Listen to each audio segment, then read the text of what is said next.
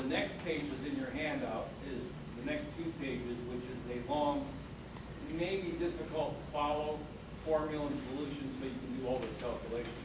But he's going to describe it easier.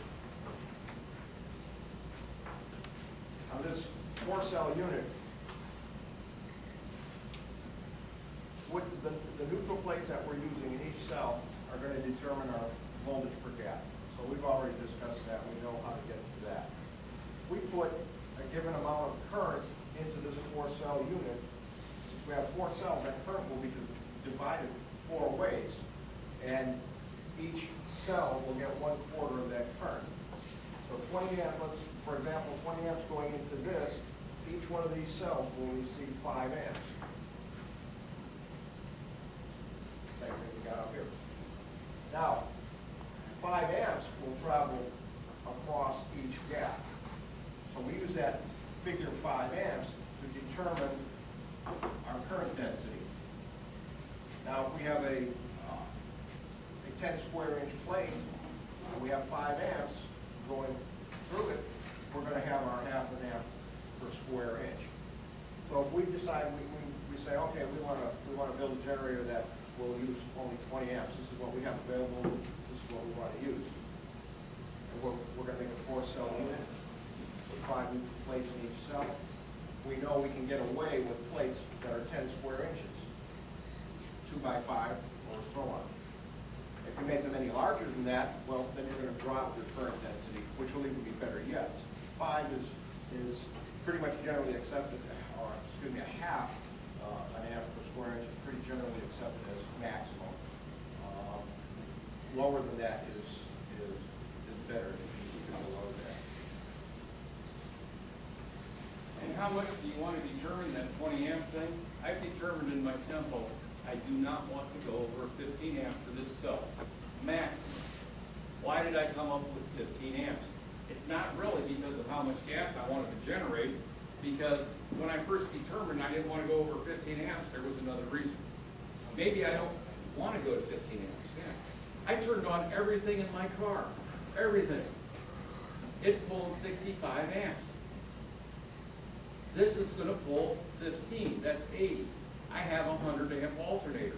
That means I'm at 80% of my maximum load if I have everything in the car running. First, I still need that other 20 amps to charge my battery up. Something's got to charge it. Second, you know that you don't consistently want to run any alternator that's more than 80% or you're going to burn the thing up. So if I'm running everything in my car on a dark and stormy night, I don't want to fry my alternator before I get on. So under the absolute worst case scenario, if I don't go over 15 amps, I'm not going to hurt my car. So that's why I determined 15 amps on my tempo. Now, that's something you want to consider. Maybe your ideal target for gas, you want to make 20 amps, but will the car support that? Don't forget, if the car won't support it, there's no sense in building it. You're going to have a problem. So, he's determined 20 amps on this one. That's 5 amps per cell. 5 amps is going from here to here to here to here. So every one of the plates is pulling 5 amps. So if I have 10 square inches, I'm at my 1/2 an amp per inch. I'm well within not having to worry about my heat. Okay. What if I was pulling 6 amps? Or excuse, yeah, 6 amps per cell. Could I make my catalyst a little bit weaker and drop that? Sure I could. So there's another way you have for controlling that. So now we've got our densities. Yeah.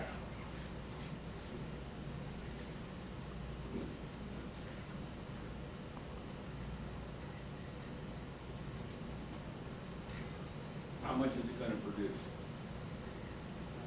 Okay. Are we going to guess? No, I kind of like to have some idea, and we can tell you that too. As we said before, the amount of gas you make is directly related to how much current you put into your cell. And Faraday determined this a long time ago when the amount of hydrogen you're going to get is equal to the amount of amps you're consuming times this number will give you the amount of hydrogen in cubic feet per minute. The oxygen, actually a lot of people round this to 1 to 3 because it basically is half the amount of hydrogen. And that also, using that, will give you your oxygen in cubic feet a minute. Now, when we work with this stuff, the common unit of measure is liters per minute. So in order to convert CFM to liters, we multiply by 28.3. Now, we're going to take the example we had here before.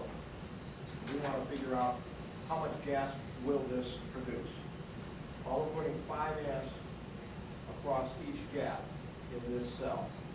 So we have 6 gaps. That is a total of 30 amps. We put 30 amps into this. That will give us the hydrogen in cubic feet for this cell. And we have 4 cells. Take that number, multiply times 4. That gives us our hydrogen produced at 20 amps in this cell. Make sure you don't confuse calculating your current density per plate. If I have less plates, I may produce less hydrogen, but I still have that same current density per plate because I have the same amperage going through each one. But every time I add a plate, I've got more surface area that's going to produce more hydrogen. And really, that in a nutshell is how we can calculate it. In reality, most of these cells that we produce here, they're not 100% efficient. So to achieve these numbers in the real world is rather difficult. Generally, this will give us an idea of where we're going to end up. Generally, we are, well, always when I measure, has been a little bit below that because we're not 100% efficient. What do you do with the animals? We run it into the engine as well. We run the hydrogen and oxygen both in, which is why it's hydroxy, hydrogen and oxygen gas. Now, all of this formula and these design criteria